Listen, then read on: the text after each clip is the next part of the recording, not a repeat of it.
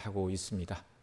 우리 가정 계신 우리 성도님들 은혜 받기 위해서는 정말 예배 시간 전에 정한 장소 정한 자리에 모이셔서 기도하시고 또 복장도 이렇게 교회 오듯이 단장하게 갖추시고 또 이게 전화기 코드도 빼놓으시고 그다음에 기도하심으로 사모함으로 말씀을 듣는 그런 일들이 우리에게 있어야 할 것입니다.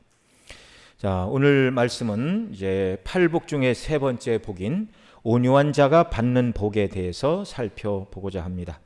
이 온유란 말은 헬라어로 프라우스라는 말인데요, 온순한, 온화한, 유순한이라는 그런 의미를 지니고 있습니다. 세상 사람들도 저 사람 참 온유하다 이렇게 말하는 경우가 있습니다.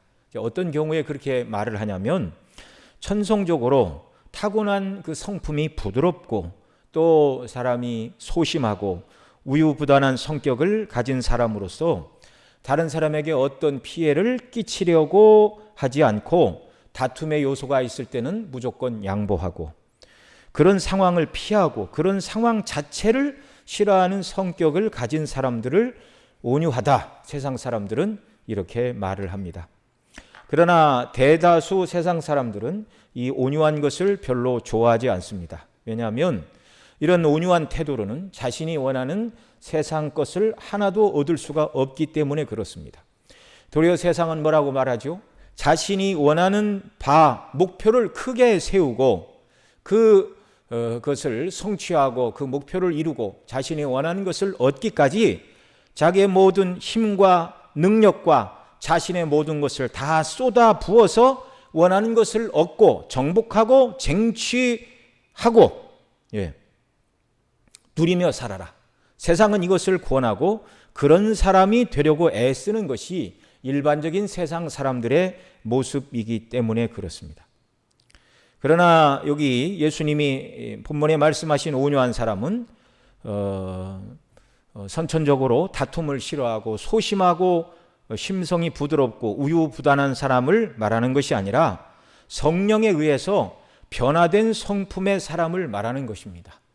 그러니 저와 여러분이 태어날 때부터 세상 사람들이 말하던 소심하고 부드럽고 우유부단하고 이런 사람이 아니고 도리어 과거에는 세상의 모든 사람들처럼 이 땅에 분명한 목표를 세워놓고 그것을 얻기 위하여 불천주야 노력하며 쟁취하고 정복하는 것을 삶의 목적이나 목표로 삼은 사람들이라 할지라도 얼마든지 주님이 가르치시는 의미의 온유한 사람이 무엇인가 우리가 알 수 있고 그런 사람으로 변화될 수 있습니다.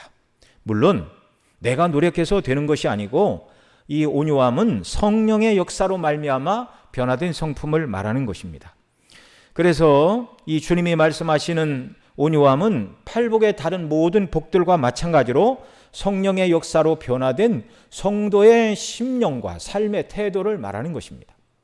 갈라디아서 5장 22절 23절에 보면 성령의 9가지 열매가 쭉 나오죠. 오직 성령의 열매는 사랑과 희락과 화평과 오래 참음과 자비와 인내와 양성과 온유와 절제니 쭉 이렇게 말씀을 하시는데 그 중에 온유가 바로 성령의 열매 중에 하나이죠. 그러니까 태어날 때부터 가지고 있는 생내적인 기질로서의 온유가 아니라 성령으로 변화된 성품으로서의 온유라는 말입니다. 자, 이 온유라는 말이 헬라어로 프라우스라고 말씀을 드렸는데 그 뜻이 야생동물을 잘 길들인 상태를 온유다 이렇게 말을 합니다. 그러니까 천성이 타고난 상태가 우유한 것이 아니라 잘 길들여진 상태를 말하는 것이죠. 야생마가 아무리 건강하고 빠르게 잘 달린다 할지라도 길들여지지 않으면 아무런 소용이 없습니다. 사람이 길들여 재갈을 물리고 그 말을 타고 그 말에 수레를 얹고 이렇게 해서 사람의 이동 수단으로 사용하지 않는 한 아무런 쓸모가 없는 것이죠. 온유한 성품은 하나님의 은혜로 성령으로 변화되고 예수님을 닮은 성품이 바로 온유한 성품입니다.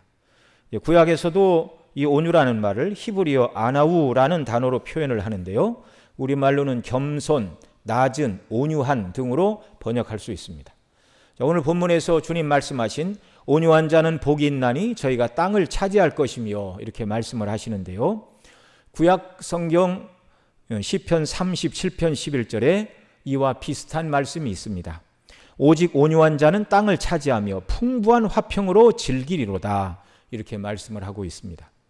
주석가 랑게는 여기 이 부분을 주석을 하면서 온유에 대하여 말하기를 강하면서 유하고 유하면서 강하고 자기에게 닥치는 온갖 불의와 억울한 일을 끝까지 감수하며 이기는 것을 가리킨다. 그러니까 앞서 세상 사람들이 말하는 온유, 소심하고 우유부단하고 다툼을 싫어하여 피하는 그런 천성적인 성품의 온유와는 질적으로 다르다는 것을 우리는 알 수 있습니다.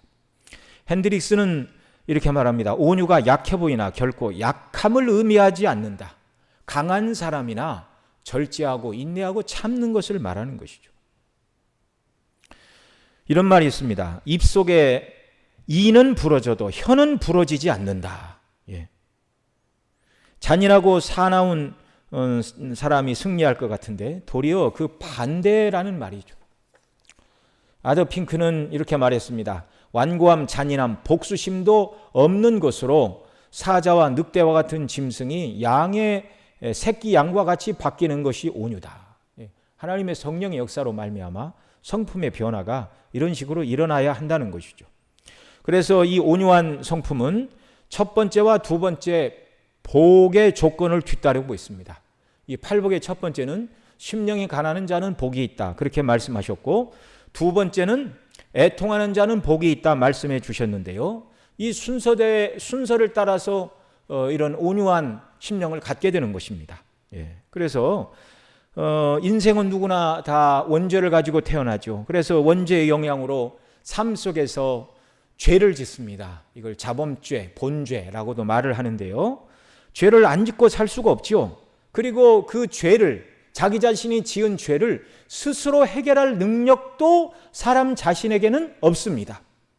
그래서 이런 죄인이 하나님의 성령님의 역사로 하나님의 살아계심과 그리고 하나님의 어미로우심, 공의로우시고 의로우신 하나님, 그리고 공의로우시고 의로우신 하나님은 우리에게 주신 모든 율법과 계명을 따라 인격적인 존재를 판단하신다는 것을 깨닫게 될 때 이 사람은 가난할 수밖에 없습니다. 애통할 수밖에 없습니다. 내가 지은 모든 죄를 인하여 하나님이 원하시는 의가 나에게는 없습니다. 의에 대하여 가난한 자입니다. 하나님 저를 불쌍히 여겨 주십시오 라고 가난한 심령으로 자기의 지은 죄에 대하여 애통하게 되는 것이죠.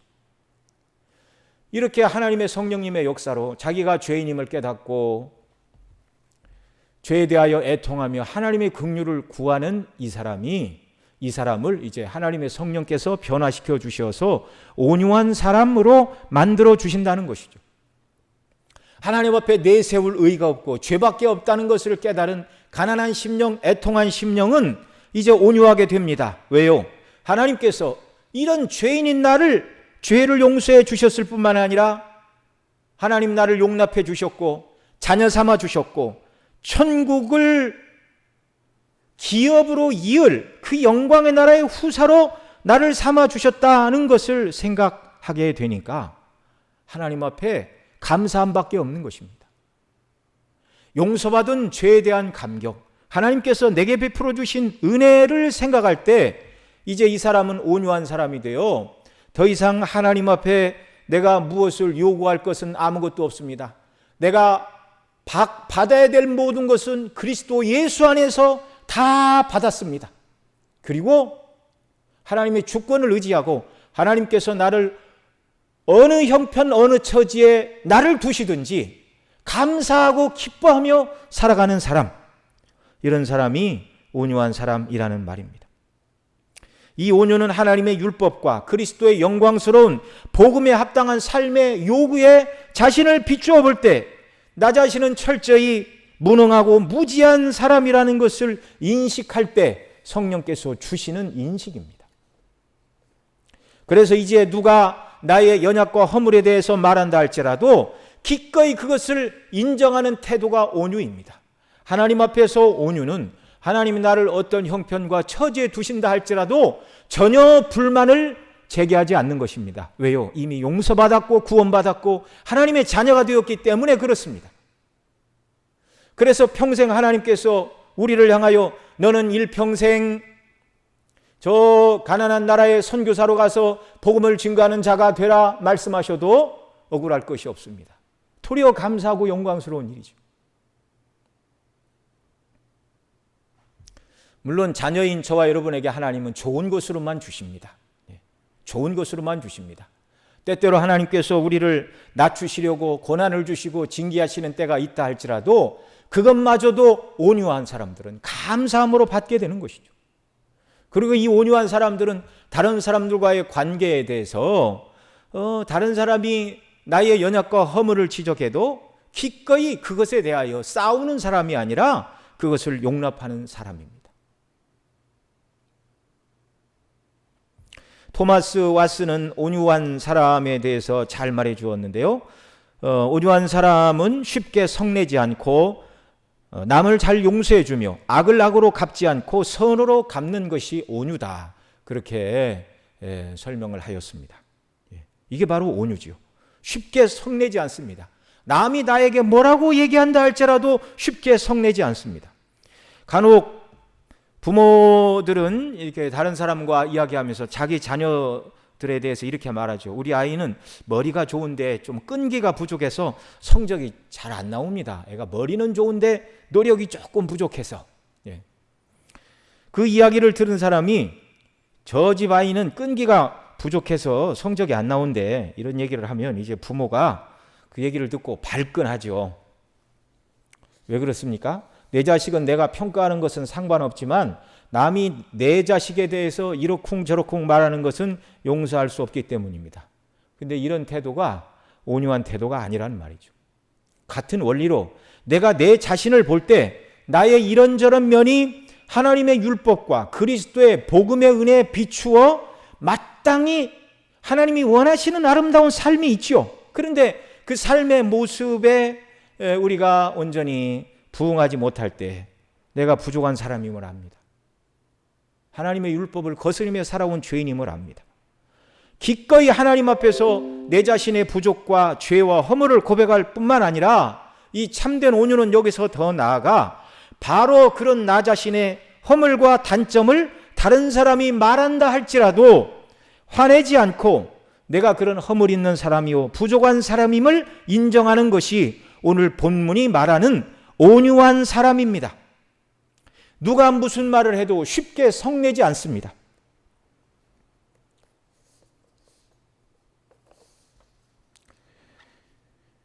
여러분 구약에서 가장 온유한 사람이 모세인데요. 민수기 12장 3절에 이렇게 말합니다.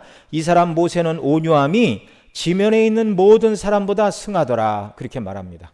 그런데 이 민수기 12장은 그 문맥이 그렇습니다. 모세가 구스 여인을 취한 것에 대하여 미리암과 아론이 모세를 비방하는 과정에서 그 말이 지금 쓰여지고 있습니다. 1절 2절에서 미리암과 아론이 모세가 구스 여인을 취한 것을 인하여 비방을 할 때 3절에 기록된 말씀이 바로 모세는 지면에 있는 모든 사람보다 온유함이 승하더라 그 말씀입니다.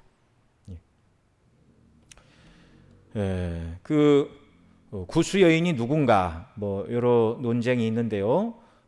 성경을 주석하는 학자들은 하박국 3장 7절에 보면 내가 본즉 구산의 장막이 환난을 당하고 미디안 땅의 장막이 흔들리는도다 이런 표현이 있는데요. 구산이라는 말은 구스에 속한 자라는 뜻입니다. 그러니까 여기 하박국 3장 7절에 보면 구스와 미디안을 함께 언급하고 있습니다. 그래서 구스를 미디안이라고도 부르지 않았을까 주석가들은 그렇게 말하는데요. 그래서 일부 주석가들은 모세가 취한 여인 구스 여인은 곧 미디안 여인 미디안의 제사장 이드로의 딸 십보라를 말하는 것이다 이렇게 주석하기도 하고요. 또 어떤 주석가들은 십보라가 죽은 후 모세가 누군지는 모르지만 구스 여인 중에 하나를 아내로 취했다 이렇게 말하기도 합니다.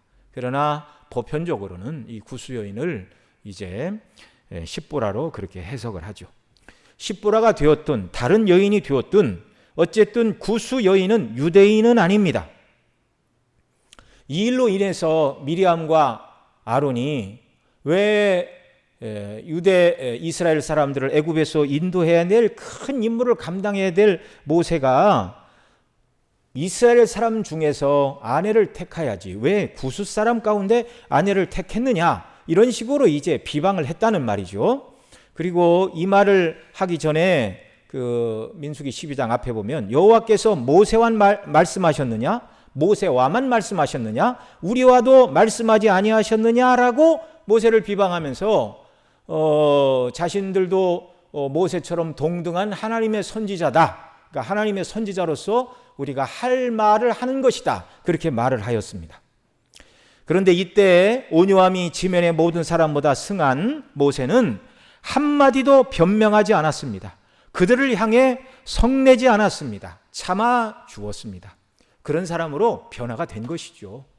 내가 여기서 화내지 않고 참아야 되겠다, 그런 것이 아니라 하나님께서 그를 훈련시키시고 은혜를 주셔서 온유한 사람으로 바꾸어 주셨습니다. 인간적으로 모세가 온유한 사람이 아니었다면 더러 할 말이 있었겠죠. 내가 나이 40에 민족을 구원하려 했던 일을 당신들은 모르십니까? 내가 이스라엘을 핍박하는 애굽인을 쳐 죽이고 모래에 묻었고 그것이 탄로 나여 바로가 내 생명을 찾는 위급한 상황이 되어 미디안 땅으로 도망갈 수밖에 없었고 다시 돌아올 소망도 없는 그곳에서 내가 미디안 여인 십보라와 결혼을 한 일이 그렇게 책망받을 만한 일입니까? 라고 얼마든지 변명하고 변호할 수 있고요. 말도 안 되는 억지를 쓰는 미리암과 아론을 향하여 성을 낼 수 있고 화를 낼 수도 있었습니다. 그런데 그렇게 하지 않았죠. 그래서 이 문제에 하나님께서 개입하십니다. 모세와 아론과 미리암 세 사람을 회막으로 나오라 부르시고 하나님께서 아론과 미리암에게 말씀하십니다. 내가 선지자들에게는 이상과 꿈을 통해 내 뜻을 이야기하지만 내 종 모세와는 내가 대면하여 명백히 말하고 은밀한 말로 하지 아니한다. 그리고 모세는 나의 영광을 볼 자인데 어찌하여 내 종 모세를 비방하느냐라고 여호와께서 이 둘을 책망하셨습니다.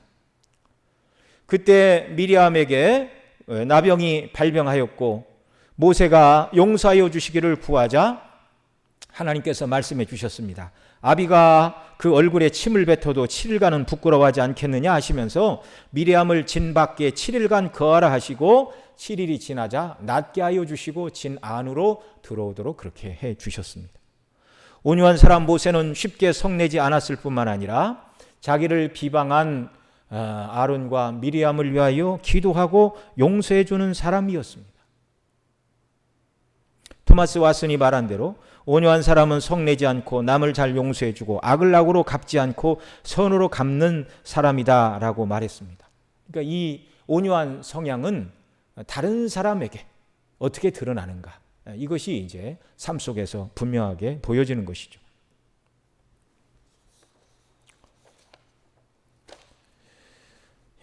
뿐만 아니라 모세는 고라 일당이 그를 정말 대적할 때에도 한 번도 직접적으로 그들을 대적한 적이 없고 다 하나님의 손에 맡겼습니다. 구약에서 또한 온유한 사람을 찾으라면 아브라함이었습니다. 그는 자기 조카 롯의 목자들과 자기의 목자들이 양떼가 많아지자 서로 이제 그 많은 양떼를 먹이기 위하여 초지도 부족하고 물도 부족하고 이러자 다투는 것을 보고 롯에게 제안을 했죠. 내가 좌하면 나는 우하고 내가 우하면 나는 좌할 것이다. 그때 조카 롯이 눈을 들어 요단 지역을 바라본즉 소알까지 온 땅이 물이 넉넉하니 여호와께서 소돔과 고모라를 멸하시기 전이었으므로 여호와의 동상 같고 애굽 땅과 같더라, 이렇게 말하는데 그곳을 택하여 떠났습니다. 그런 조카의 모습에도 불구하고 아브라함은 한마디 불평도 불만도 없고 성내지 않고 조카의 선택을 지지하고 용서해 주었습니다.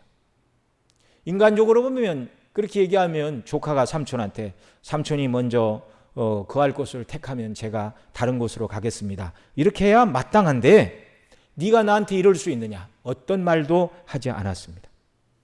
그 후 소돔에 거하던 이 롯이 이제 그 지역의 왕들이 싸움이 일어나 소돔왕이 피하여 포로로 끌려갔을 때 아브라함은 집에서 길리운 318명의 사병을 데리고 가서 조카 롯을 구해 왔습니다.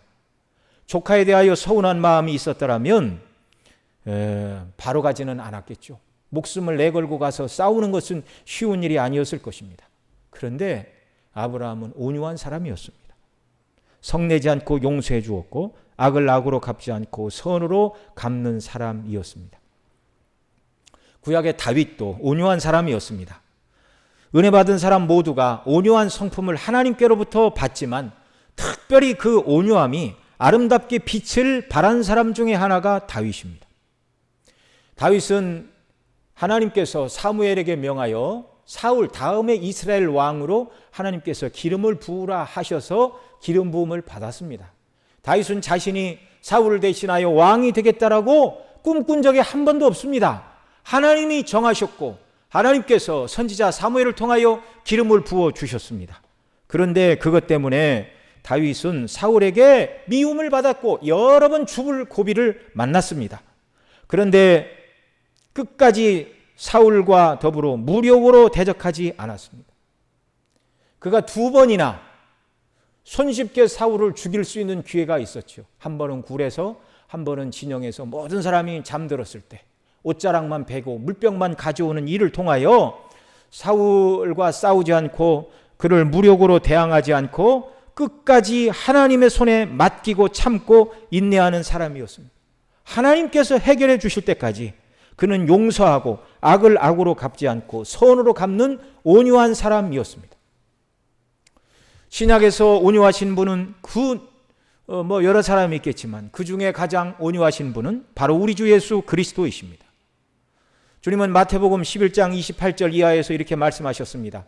수고하고 무거운 짐진 자들아 다 내게로 오라.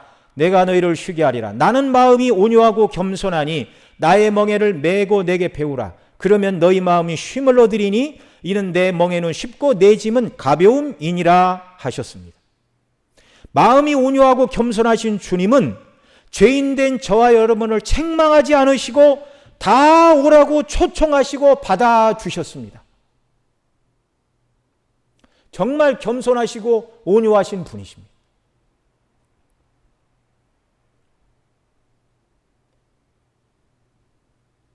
더럽고 추한 죄인이지만 주님은 기꺼이 죄인된 저와 여러분을 맞아주십니다. 주님께 나온 저와 여러분을 사랑으로 품어주시고 용납해 주시는 온유하신 주님이십니다. 여러분, 우리가 주님께 나아갈 만한 자격이 있는 사람들입니까? 주님의 사랑을 받아야 될 만한 그런 정말 이유가 우리에게 있는 사람들입니까? 아무것도 없는 사람들이에요. 아무것도 없는 사람들이에요.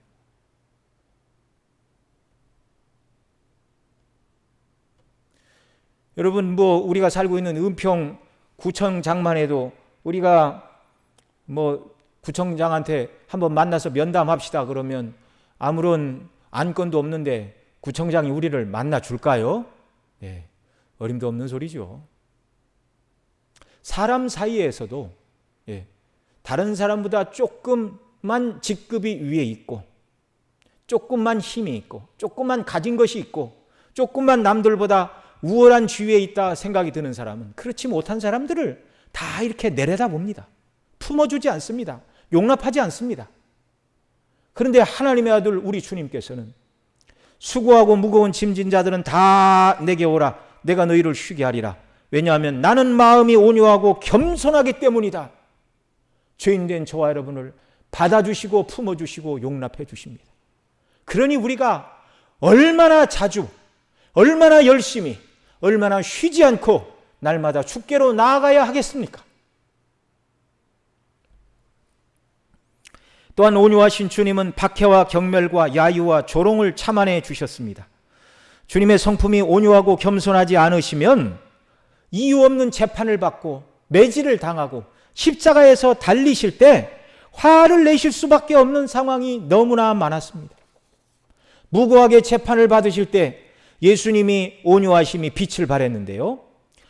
마태복음 26장 61절 이하에 보면 이런 말이 있습니다. 대제사장이 가운데 일어나서 예수에게 물어 가로되 너는 아무 대답도 없느냐? 이 사람이 너를 치는 증거가 어떠하뇨 하되 잠잠하고 아무 대답도 아니하시거늘. 우리 주님은 죄가 없이 재판을 받으셨죠. 얼마든지 자신의 무죄함을 말씀하실 수 있습니다. 죄를 지은 그 인생들을 심판하실 수 있습니다. 예수님을 잡으러 군인들이 왔을 때 예수가 누구냐 물을 때 네로라 말씀하시니 잡으러 온 자들이 다 쓰러지고 말았죠. 능력으로 얼마든지 죄인을 심판하실 수 있는 분이 우리 주님이셨습니다. 그런데 네로라 말씀하시고 내 제자들은 보내라. 나만 잡아가라. 왜 그렇게 하실까요? 온유하신 주님은 저와 여러분의 죄짐을 대신 지고 죽으셔야 했기 때문에 온유함으로 참아내신 것이죠. 십자가 위에서 우리를 대신하여 대속의 피를 흘리고 죽어가시면서도 온유함으로 참아내셨습니다. 십자가에 달린 주님을 향하여 사람들이 말했죠. 저가 남은 구원하였을 때 자기는 구원하지 못하는도다. 내가 그리스도라면 십자가에서 내려와 봐라. 그러면 우리가 믿을 것이다. 옛날 이 부분을 어떤 분이 설교를 하시면서 그러대요. 만약 자기가 십자가에 달려 있었으면 내려와서 그 말한 사람 한 대 주워받고 올라갔을 것이다. 우리 주님은 잠잠하셨습니다.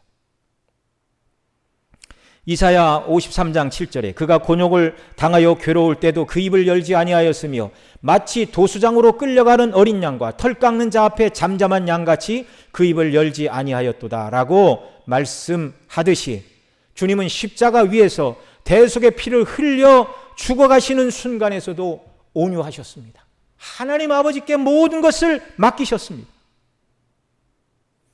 내가 대속의 피를 흘려 죽지 아니하면 하나님께서 창세전에 택한 백성들의 구원이 이루어지지 않는다는 것을 아시고 아버지의 뜻에 자신을 맡기시고 온유하신 분이셨습니다. 존 버녀는 이미 넘어져 있는 사람은 넘어질 것을 두려워할 필요가 없다 그런 말을 했는데요. 온유한 사람의 마음을 단적으로 드러내주는 말입니다. 내 자신이 나를 볼 때 죄밖에 없는데 이런 나를 하나님께서 용서하시고 자녀 삼아주시고 천국의 후사로 삼아주셨습니다. 그래서 더 이상 하나님 앞에 아무것도 요구할 것이 없는 인생임을 우리는 알고 있습니다. 하나님의 율법과 복음의 은혜에 비추어 합당한 삶을 살지 못하는 나 자신을 볼 때 누가 나를 비방해도 그것은 사실이니 맞서 싸울 이유가 없는 것이죠. 아니 우리 대부분은 다른 사람이 나를 알고 있는 것보다 훨씬 더 내 자신이 악하고 못되고 사납고 욕심스럽고 자기애가 충만한 사람이라는 것을 우리 자신들은 알아야 됩니다. 고백해야 됩니다. 그래서 누가 나 자신에 대해서 나쁜 평가를 한다 할지라도 사실은 나 자신의 악함과 연약함에 그저 일부분 조금을 말했을 뿐이죠.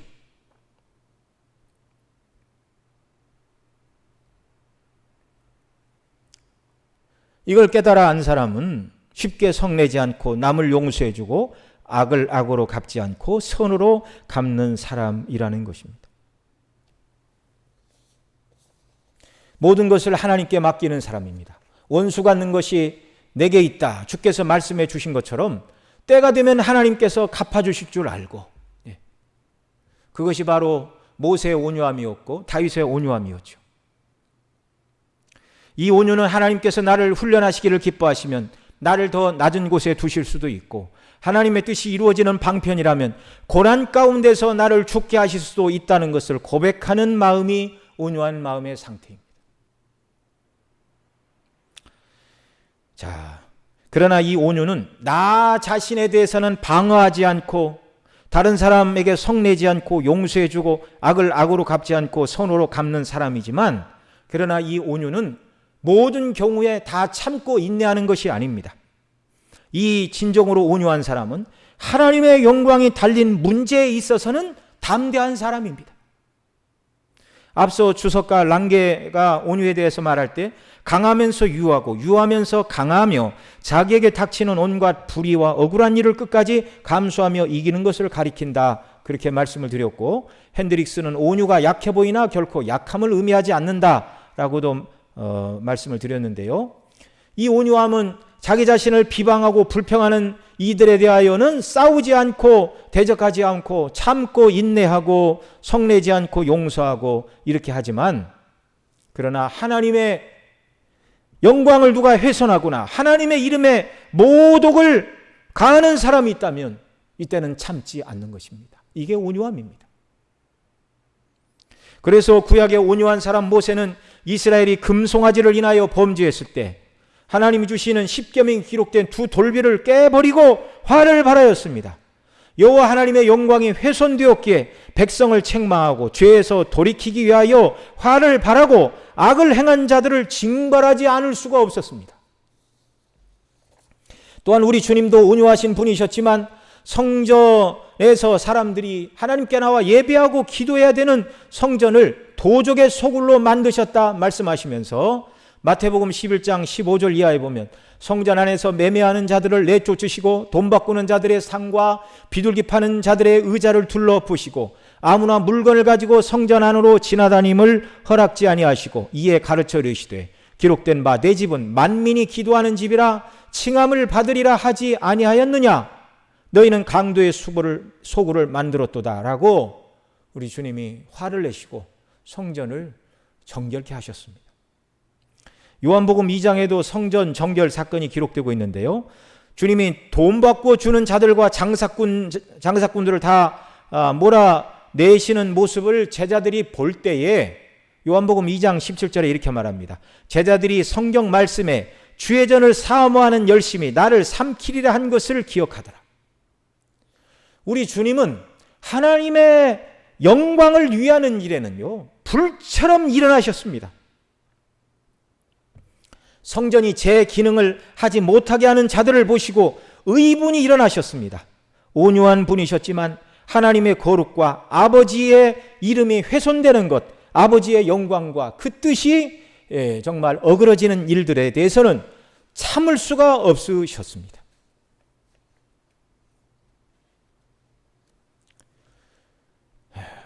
저와 여러분 모두가 이런 사람들이 되어야 하는 것이죠.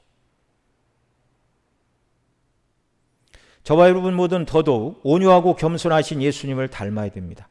죄인들은 자기의 죄인됨과 하나님의 용서하심, 그리고 구원받은 이후에도 하나님의 율법대로 온전히 순종하지 못하고 복음의 은혜와 영광에 비추어 그 복음에 합당하게 살아가야 되는 우리에게 주어진 마땅한 의무를 온전히 감당하지 못한 것을 우리가 생각할 때에 항상 거기에 미치지 못하는 우리의 연약과 허물을 인하여 정말 항상 우리는 마음이 가난하고 애통함으로 살아야 되고 아무것도 자랑할 것이 없으니 온유한 심령으로 주 앞에 서야 하는 것입니다.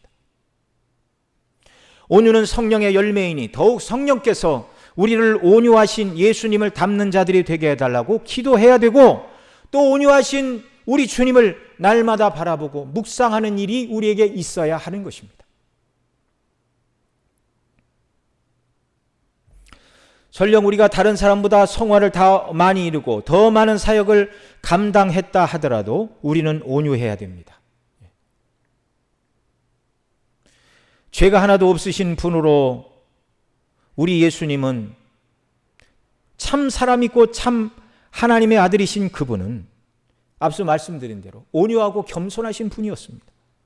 하나님의 아들이신 예수님이 온유하고 겸손하신 분이셨습니다. 온유하고 겸손하시기에 저와 여러분 같은 죄인들을 받아주시고 용납하여 주시고 은혜를 주시는 분입니다. 예수님은 온유하신 분으로서 어느 사람도 접근하기가 가장 쉬운 분이 바로 우리 예수님이셨습니다. 누가복음 7장에 보면 예수님을 초청한 시몬이라는 사람이 있었는데요. 그 집에 한 여인이 예수님께 와서 눈물로 그 발을 적시고 머리칼로 예수님의 발을 이렇게 씻고 그 몸에 향유를 붓자 시몬이 마음속으로 이렇게 말합니다. 만일 이 사람이 선지자라면 자기를 만지는 이 여자가 누구이며 어떠한 자 곧 죄인인 줄 알았으리로다. 주님이 그 시몬의 마음을 아시고 그를 부르십니다. 그리고 물으시죠. 시몬아, 500데나리온 빚진 사람과 50데나리온 빚진 사람이 있는데 둘 다 갚을 길이 없어 빚준 자가 둘 다 탕감하여 주었다. 그러면 둘 중에 누가 더 그 빚을 탕감해 준 사람을 사랑하겠느냐? 이렇게 물으셨습니다. 그러자 시몬이 대답하죠. 많이 탕감받은 자니이다. 그렇습니다. 주님은 죄가 많은 사람이 주님께 나온다 할지라도 기꺼이 받아주십니다. 너는 죄가 너무 많다. 아니, 너는 죄를 짓고 너무 오랫동안 회개하지 않고 강박한 마음으로 이 죄를 가지고 살았다. 또는 네가 지은 죄는 너무나 커서 용서할 수 없다. 그렇게 말씀하지 않으시고 어떤 죄인이든지 회개하고 은혜를 구하는 자를 다 용납해 주셨습니다.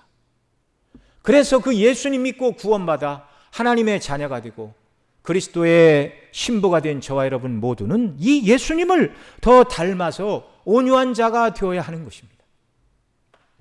저도 이 설교를 준비하면서 내가 정말 온유해야 되는구나.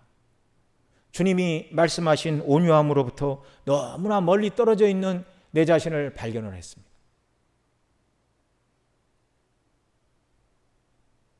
이런 온유한 사람, 예수님 닮은 온유한 사람이 되기를 위해 기도해야 되고 예수님 바라봐야 되고 성령께서 우리를 날마다 새롭게 해주시기를 간구해야 되는 것이죠. 그런 은혜를 간구할 때 성령께서 우리를 더 온유한 사람으로 만들어 주시는 줄 믿습니다. 온유는 우리 자신과 우리의 권리와 우리의 뜻과 장래의 모든 것을 다 하나님의 손에 또한 내어 맡기는 것이죠. 부당한 고통을 당할 때에도 역시 그렇습니다. 원수 갚는 것이 내게 있다. 주님 말씀해 주셨죠. 주님 의지하고 참는 것입니다. 저와 여러분은 이제 신앙생활을 하면서 여러 국면에서 온유함을 실천을 해야 되는데요. 먼저 우리는 하나님의 말씀을 들을 때에도 온유함으로 하나님의 말씀을 받아야 됩니다. 야고보서 1장 19절 이하에 보면 내 사랑하는 형제들아 너희가 알거니와 사람마다 듣기는 속히 하고 말하기는 더디하며 성내기는 더디하라. 사람의 성내는 것이 하나님의 의를 이루지 못함이니라. 그러므로 모든 더러운 것과 넘치는 악을 내어버리고 능히 너희 영혼을 구원할 바 마음에 심긴 도를 온유함으로 받으라. 마음에 심긴 도, 복음입니다. 복음의 말씀을 들을 때 온유함으로 받아라. 하나님 말씀에 아멘으로 화합하며 믿음으로 화합하며 아멘으로 말씀을 받고 온전히 순종하는 것, 이게 온유함으로 하나님의 말씀을 받는 태도인 줄 믿습니다. 누가 설교를 한다 할지라도 온유함으로 받을 때 은혜를 받습니다. 나이가 어린 사람, 젊은 사람, 학식이 좀 모자란 사람이 설교한다 하여 저 사람은 어떤 면에 있어서 나만 못한 사람이야 이런 생각을 하고 설교를 들으면 아무도 은혜를 받을 수가 없습니다. 어린아이가 증거한다 할지라도 온유한 마음으로 믿음으로 화합하며 아멘으로 말씀을 받는 것, 이게 야고보 사도가 우리에게 권고하고 있는 신앙의 태도입니다. 또한 교회 생활의 화합을 위해서도 온유가 필요합니다. 에베소서 4장 1절 이하에 너희가 부르심을 입은 부름에 합당하게 행하여 모든 겸손과 온유로 하고 오래 참음으로 사랑 가운데서 서로 용납하고 평안에 매는 줄로 성령에 하나 되게 하신 것을 힘써 지키라, 이렇게 말씀하고 있습니다. 우리가 서로에게 겸손과 온유와 오래 참음으로 대하고 사랑으로 용납할 때 성령에 하나 되게 하신 화평을 날마다 이루는 줄 믿습니다. 가정에서 이런 화평을 이루고 교회 안에서 이런 화평을 이루고 이런 성도들이 모인 세상 밖에 나가서도 그리스도인들이 서로 화평을 이루는 이런 아름다운 모습, 겸손과 온유로 행하게 될 때, 여러분, 또한 우리가 전도할 때조차 온유함이 필요합니다. 베드로전서 3장 15절 이하에 보면 너희 마음에 그리스도를 주로 삼아 거룩하게 하고 너희 속에 있는 소망에 관한 이유를 묻는 자에게는 대답할 것을 항상 예비하되 온유와 두려움으로 하고 선한 양심을 가지라. 이는 그리스도 안에 있는 너희의 선행을 욕하는 자들로 그 비방하는 일에 부끄러움을 당하게 하려 함이라, 이렇게 말씀하고 있습니다. 소망에 관한 이유, 왜 예수님을 믿는가?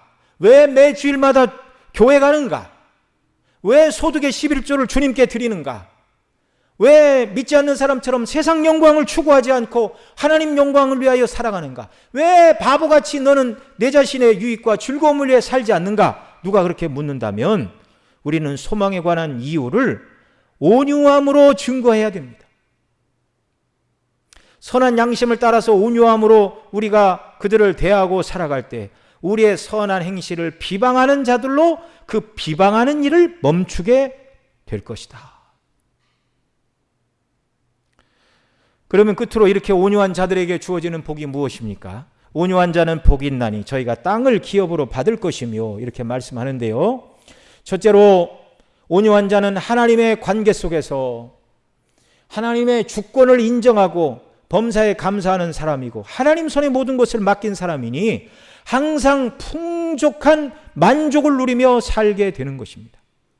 온유한 자는 지상에서 가진 것이 많든지 적든지 간에 하나님이 주신 것에 만족하며 기쁨으로 살 수 있습니다.